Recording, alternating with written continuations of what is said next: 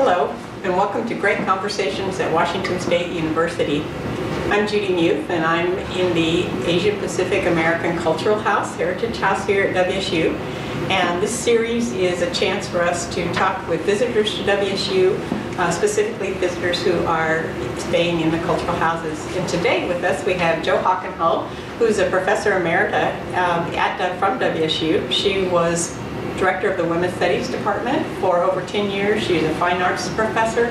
And we also have a person who is here as a Hacken-Hill lecturer, Jin-me Yoon from Simon Fraser University, an art professor there at the University in Vancouver, Canada. So we're just going to visit a little bit today. Jin-me is going to join us for a few minutes, and then we'll talk with Jo about her experiences here at WSU. So Jin-me, I'd like to start with you and just ask a little bit about your work. What is the work you do? What kind of concentration do you have? And how has that maybe changed over the years? I'm a visual artist, and I consider my work as a professor at the School for the Contemporary Arts, Simon Fraser University in Vancouver, as a part of my practice as an artist. So my pedagogy, what I learn from teaching and from the students, and generally a commitment to inquiry is a part of my work. My practice is not medium specific, so I work in ways that are probably most suited to thinking about art related to ideas. But I'm not a purist conceptual artist. I'm very much interested in the material world and questions that include aesthetics, but beyond kind of formal concerns. Mm-hmm. So one of the preoccupations that have stayed with me since my beginnings as an artist is the relationship between history, place, and the body. And I think that for me, these questions have taken on different forms, but abiding concerns about my place, specifically coming to Canada as a child from Korea, and thinking about place, displacement, history, what it means to be in a specific body, and now increasingly embodiment, and thinking about our natural world is what I'm working on. And I'm very happy to be staying here at the Asian Pacific American Cultural House. We both are.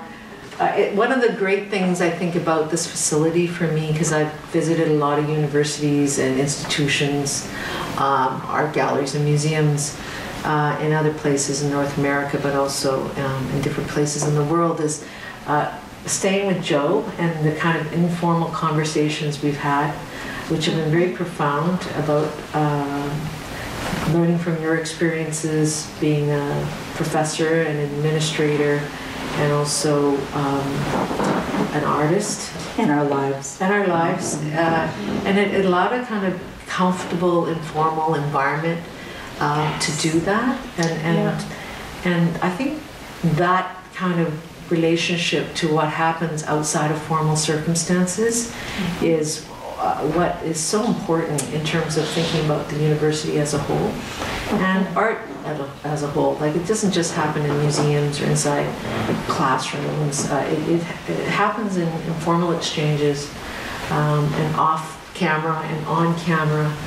And I've been very impressed with people here at this university. Very generous, the staff, faculty, and students, and of course it helps to be with the star. The celebrity.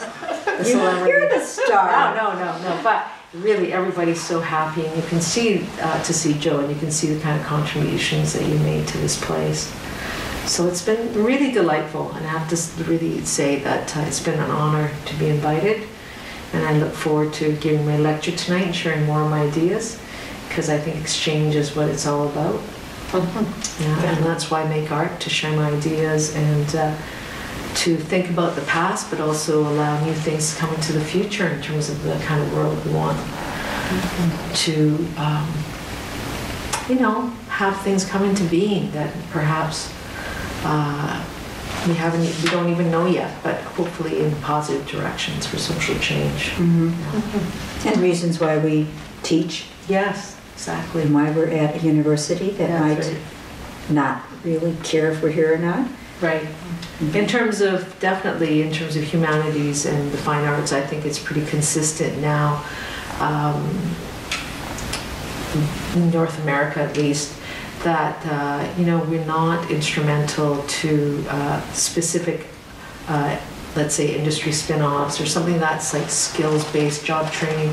But I think training for people to have a full capacity to imagine different possibilities, whether it's in sciences or arts or any other field, is crucial to our species. It's like, we need to be able to think about what the possibilities are and reflect on the past critically and dynamically and in all different ways, like not one way.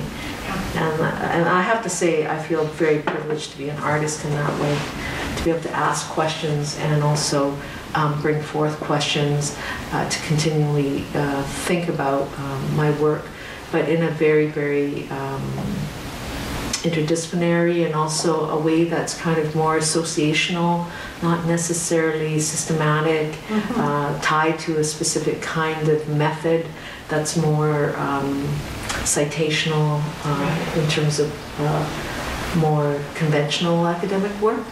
But I have a real respect for academics who are imaginative too, scientists, social scientists, people that are scholars that are really know how to, imagine. I think the imagination is key.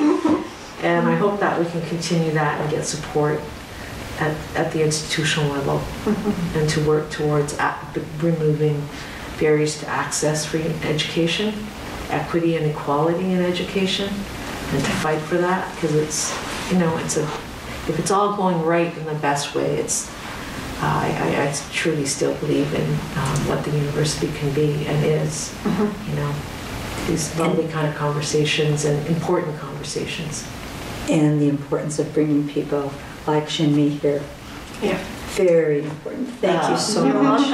I'll leave you two to talk about Joe's relationship to this place. Yes, but I love the way you articulate that. I think I'll mouth it and you stand over there.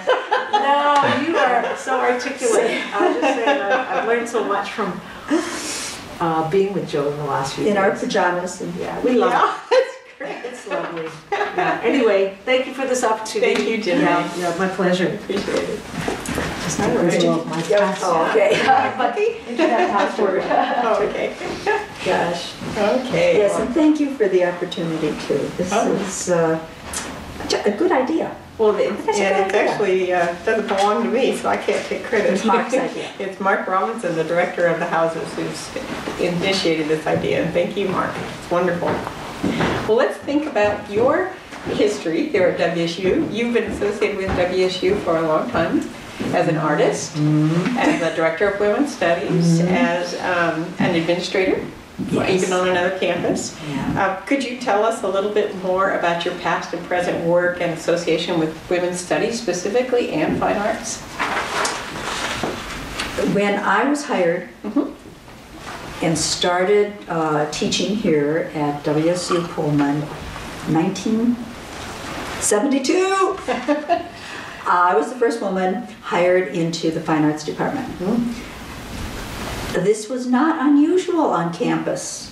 No. There were many, many faculty within just a few years, probably due to affirmative action, who were the only women faculty on in their department. I think I was fairly lucky.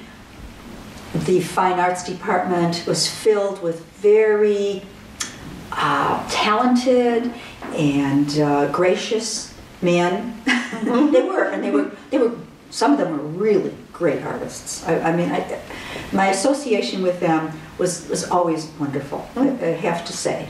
Yeah. So, for me in that department it was great, but as I looked around the campus, there was no one to mentor anyone. The only department that seemed to have more women was, I think, women's athletics, and they were being fired because they had put up a stink about Title IX. Yes, that's exactly right. It was a very politically strange atmosphere that I came into. I immediately became part of the Commission on the Status of Women, which included staff, faculty. Well, I think there was like one administrator, maybe, but the whole range. Were students on that too? Yes, Yeah. there were 2 graduate and 2 undergraduate, I believe. Mm-hmm. The conversation was sometimes dire, that people had felt they had no future, people were uncomfortable, and it became very clear that we needed to not only get better lights on campus, and as you have mentioned, get tampon machines, and but that we needed to have an academic presence. Right. We were very lucky. A position was open for a part-time director for a women's studies program to start an academic, actual, not a department, but a program. We hired Sue Armitage, which was a good start. She was academically very legit, and we needed that. But at the same time, her work was all in feminism. She did oral histories, mostly of women in the West. Very interesting work. And she was very stoic, very ready to fight. Yeah, But she was only part-time, okay? Right. So everybody was, kind of thinking, well, okay, that's done now. Bad situation, everything that's done. And I mean, that's the way the administration felt. We don't have to worry about this anymore. It's over with. It wasn't true at all. But she did that, I think, for about 10 years. I think that's about right. About 10 years. Yeah. And one day, here I am, I'm finally getting tenure.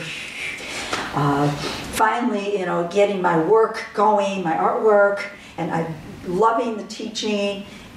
We had a woman dean, Lois DeFleur, calls me in one day and she says, we've been thinking, how would you like to be, and this was, before you had to go outside for searches and things, how would you like to be director of women's studies?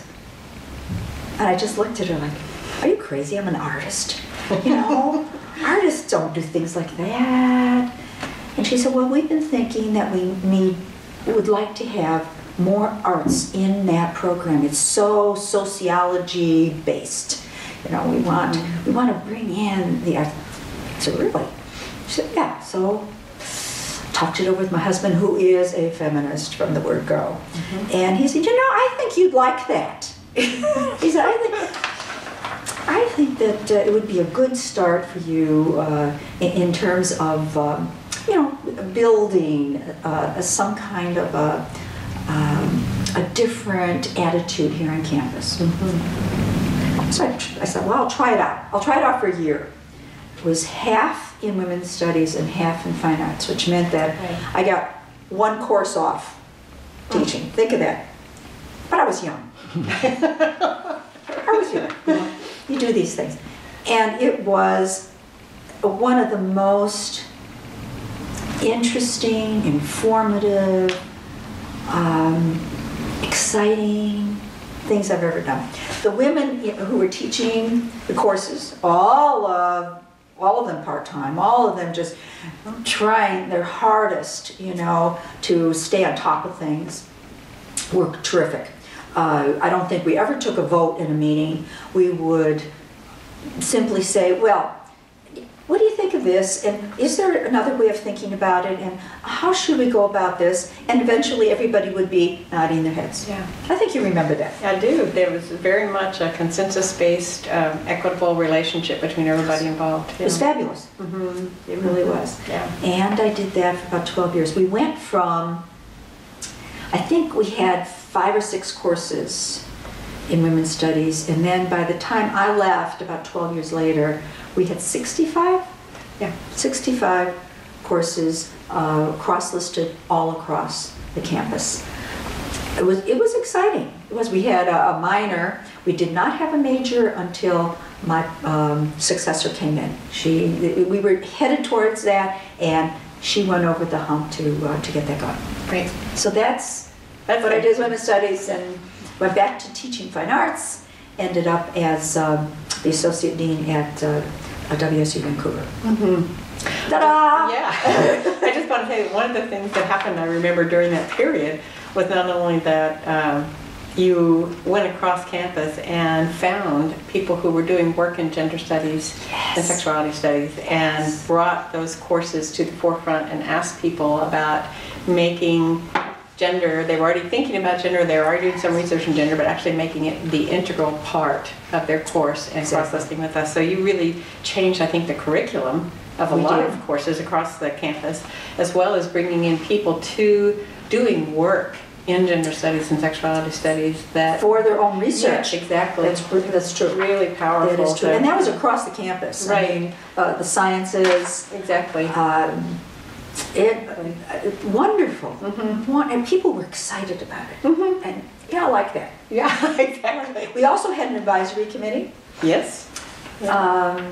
We sort of had a mentoring program in the humanities, the arts and humanities. We started I would call it a mentoring program, where the many women, whoever wanted to, would get together. It was about, I can't remember, it was about once a month, and read papers, young women who, had no idea what being part of a university was like, because no one told us what we were supposed to do.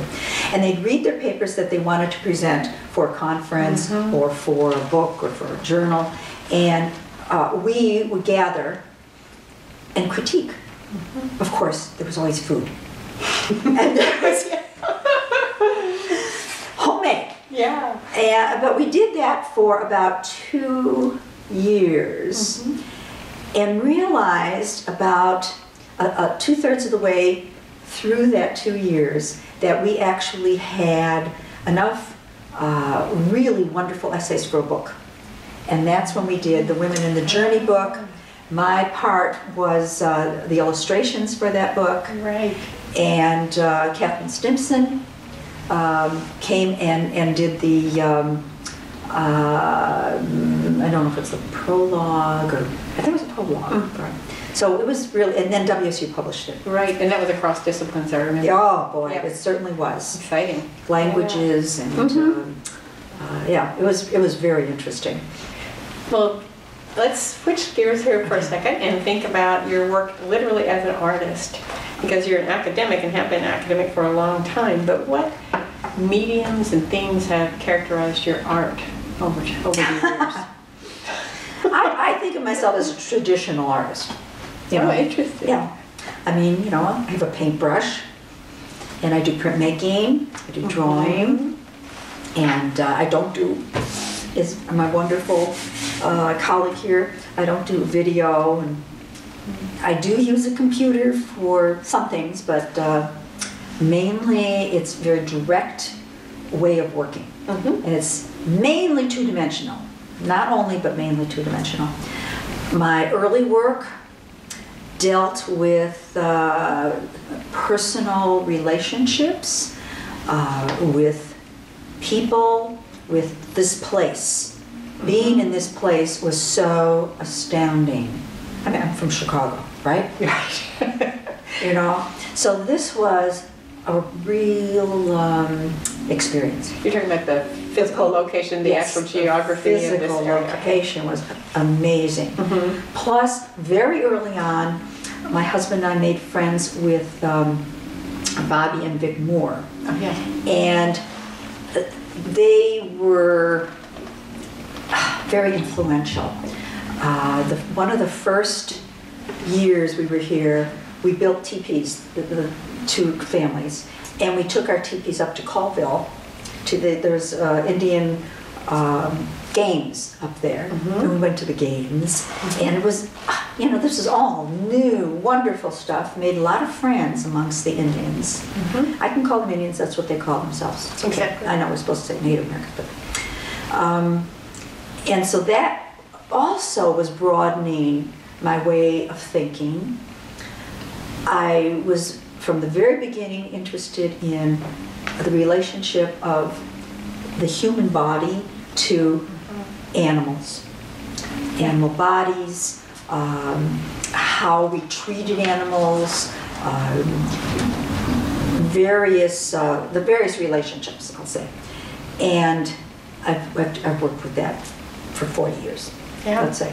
I've seen many different kinds of art. Relationships. Yeah, exactly. But I've yes, there've been prints, there've been drawings, there've been paintings, but they always sort of deal with that connection, I think, with animals, asking questions about, how do we think about this? Why do we use rats in place of human beings for experiments, whether medical or sociological or whatever? Why do we want to study animals? What is our relationship to the academic view of biology? And I did this in many different ways. One of the ways being looking at how we are without our skin, our fur, our hair, and it's amazing. When I started working with some of those like X-rays of animals, people responded to them as though they were human. I remember that. Do you remember? Yes. It's like, okay, now what does that mean, All right. And of course, when you do that, there's no skin color either, because, hands are hands, feet are feet, skull is a skull. So that was eye-opening and very interesting to do that kind of work. And I still do it. Yeah. I still do it. Is that enough? That's enough. That's wonderful. Thank you very much. But although my paintings are smaller, I used to do big paintings. Your paintings are smaller now? Oh, okay. In our society, art is sometimes seen as superfluous, as an extra, and in education, often seen as extracurricular almost.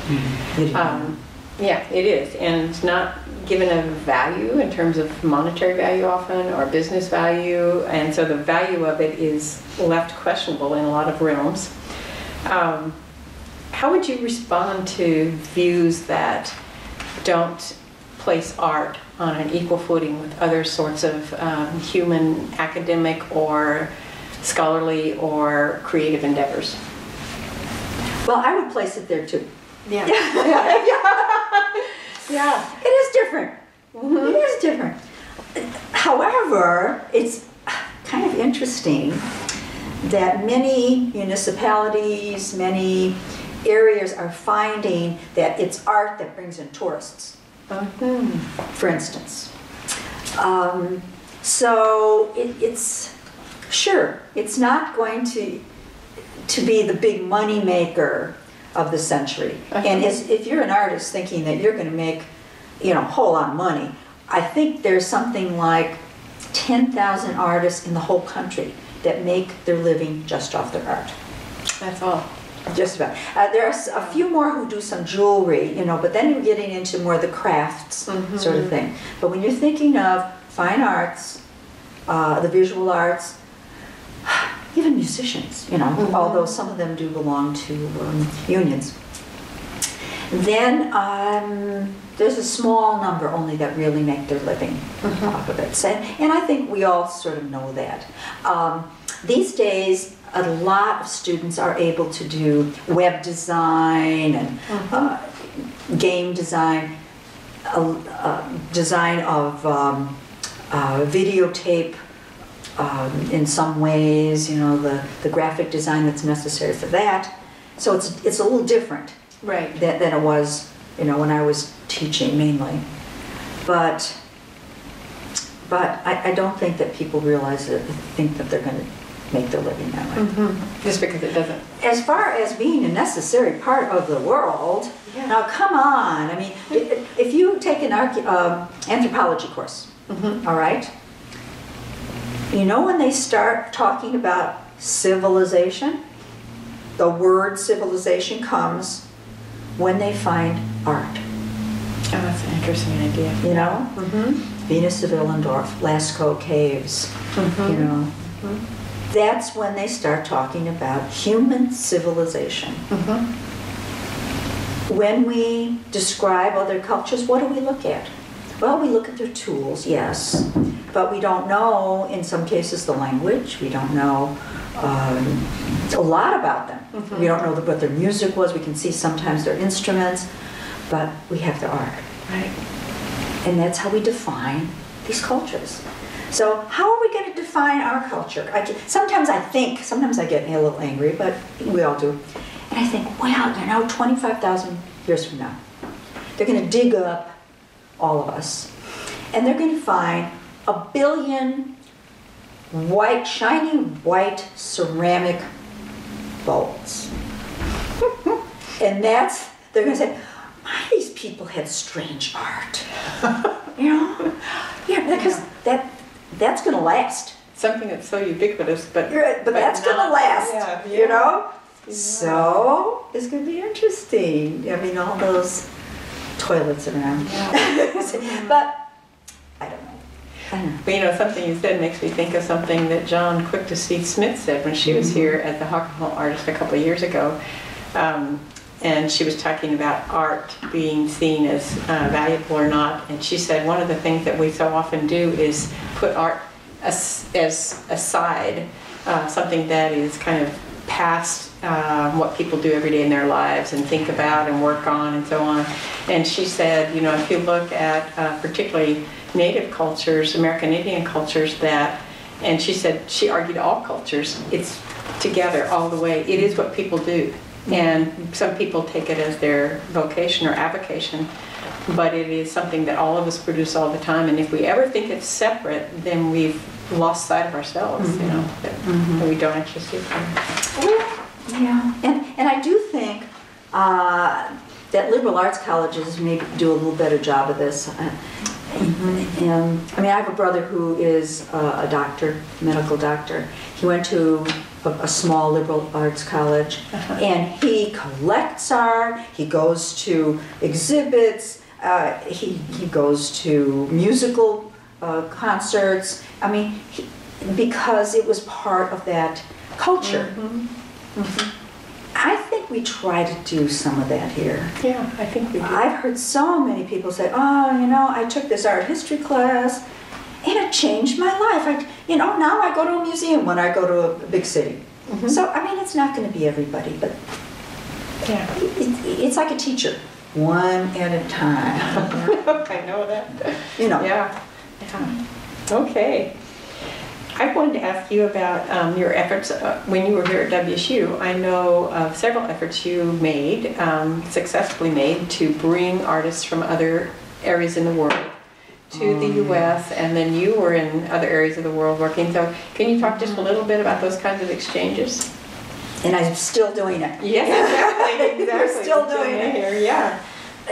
You know, to get a critique as an art student, or student period, on your own work from someone outside, your teachers, and I've always felt that was very important.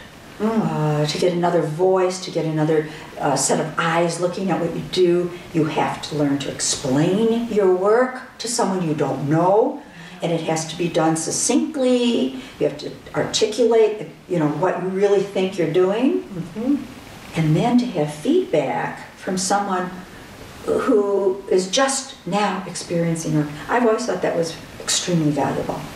Extremely valuable. And I worked towards that. I mean, I think we had, in the Fine Arts Department, I wrote 10 or 12 NEA grants where we brought in visiting artists. It was fabulous. It was such a wonderful program. So we did that. But then, that's what it was. In 1995, there was to be a UN conference on women in Beijing. Right. And I was at the time, I was first vice president of the Women's Caucus for Art, which is a national organization. You know? And I don't know, we were sitting around at some conference once, and we said, you know, why don't we become an NGO and get over there and have some exhibit, because art had never been a part of these UN conferences. Oh my goodness. You'd think, Yeah. you know, why not? Mm-hmm. So we became an NGO, the Women's Caucus, and I think it was about 100 people, 100 artists, American, and there were a couple of British and a couple from Mexico artists, mostly women, although Nora Naranjo Morse, who is a Native American, had 2 children and she could only afford to bring one, so she flipped a coin and her son got to come. So he was like one of the males in our group, and it was fabulous. It was because we met directly women from all over the world, and some of them were artists, but we especially met Chinese artists, very accomplished, in a very different system from ours. Many of them had already been to Germany, England, the Philippines, but few had been to the States. Somehow it didn't seem welcoming, I guess. But these other countries had brought them into their cultures for whatever reason. We met at that time, then Ann Christensen, who was my colleague here in ceramics, and I decided we were going to bring some of them to our campus. That's how we thought about it. So there were about 5 women from all different parts of China. And we wrote grants, and they wrote grants, and sure enough, we got them to come here. At the time, WSU owned a piece of property over on Puget Sound in Olympia called Myers Point. And so we met there in sort of a summer house that Dr. Myers had left the university. It was fabulous. We made art together, we lived together for 2 weeks. Very interesting time. Besides that, we took the artists up to Seattle, and they had an interview and showed their work to the curators at the museum, the Seattle Art Museum. We also took them up to Mount St. Helens. You know, I mean, they had a great time. And then many of them came over to the campus here and did classes and did talks, and so it didn't end after the 2 weeks. 2 years later, 3 years, I can't remember. They invited, these artists from China invited Anne, myself, Young-Sun Min, who was the first Korean artist who was a Hacken-Hill lecturer. Right. And Healy, who was from UC Berkeley. So there were the 4 of us over to China to lecture. And this was an interesting instance because the first time we had gone over there during the NGO, every time we lectured, which was many times at different art academies and universities, we had to have a translator. So we'd say da da da da da, and they'd go da da da da da da da, and I'd go da da da da da. It takes a long time, and these students were hungry, so they sat through these long lectures. Of course we had images, but still. The second time we went, they asked us questions in English. We had no translators, and I'm going, okay, something is happening here, and we have seen it happen. It was fast. Oh, that's fascinating. It was, yes. It was very interesting. Anyway, so that's only part of the story, but a very wonderful part. It is. It's exciting. I'm going to switch gears here a little bit right now and just ask you if you could talk a little bit about feminism, specifically in art. You've worked in both fields, and if you could share your thoughts on arts and feminism and their connection for you, the relevance today, what do you think about that? And the relevance today? And about their connections between art and feminism being an activist movement. And many artists are active. Yeah. Yes. my work is not specifically politically feminist, but it deals with issues and concerns that I feel are feminist. Concerns of what we're doing to the planet, how we deal with each other, relationships. That's me. But, oh my goodness, there have been so many incredible women artists who have been far more aggressive in terms of using their work in that way to get that sort of message across. And some of them do it in a way that's, for me, too literal. And some of them do it in a very beautiful, poetic way, which I think is longer lasting. You may raise questions in a different way. Does that make sense? Definitely.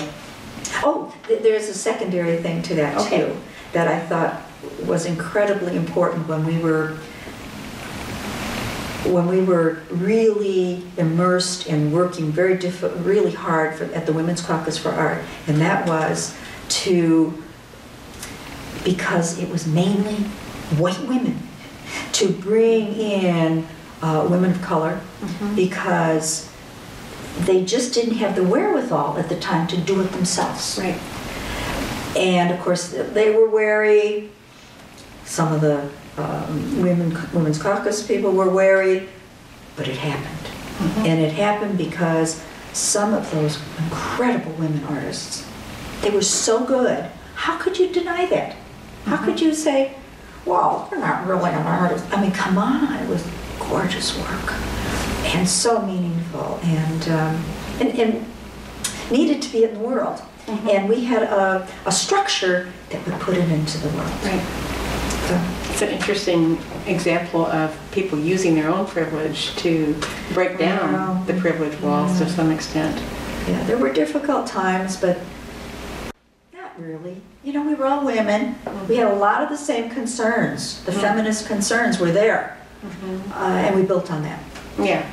Differences across groups. Yes. But there were some commonalities there. Oh, yes. Yeah. Oh, yeah. Very interesting. Incredible people. Incredible people.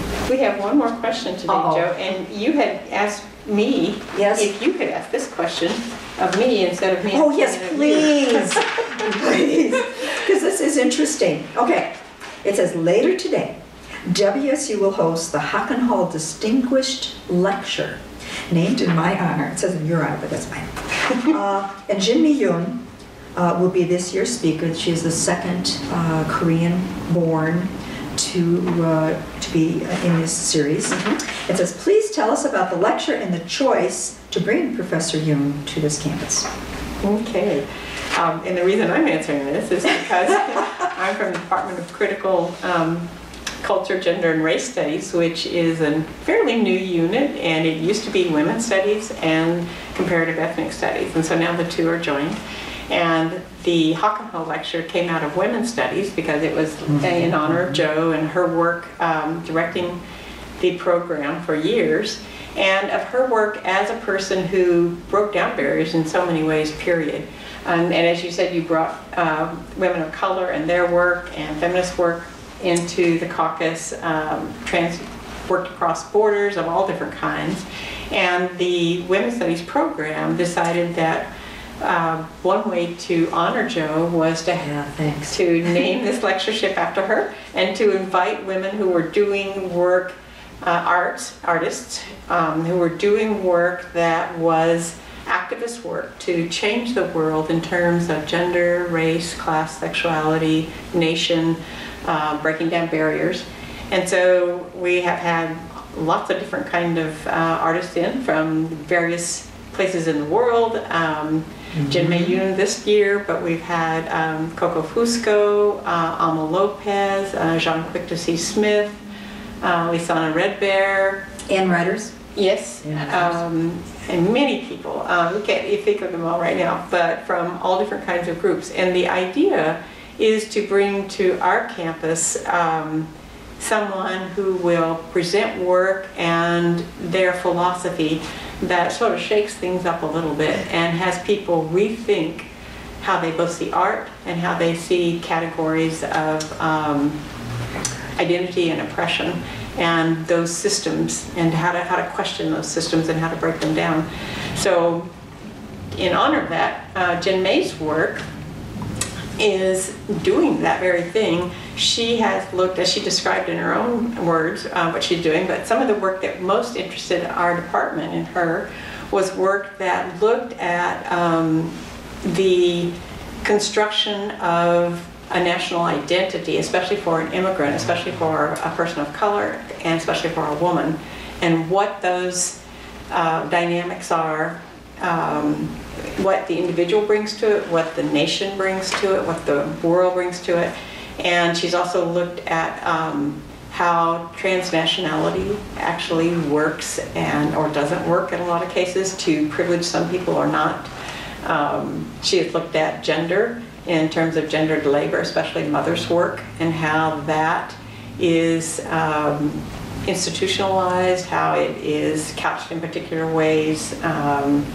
In fact, we had a conversation yesterday thinking about when you have a baby and you are expected to carry on your work, whereas, or not, you're expected to leave the workforce, but how that responsibility is still today laid on one part of a partnership and not the other. And so, and her work has examined that. So that's how Jin-me was selected, and it was a process where the whole department, my department plus Fine Arts, nominates artists, and then we take a vote and decide who's going to be the artist and invite them.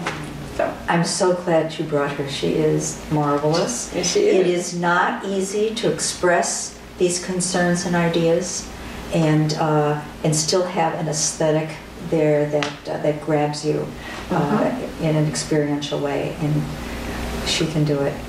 I agree. Anyway. Well, thanks so much, Jo. Thank you for taking this time to Yeah. talk a little bit, and thank you for joining us for this great conversation.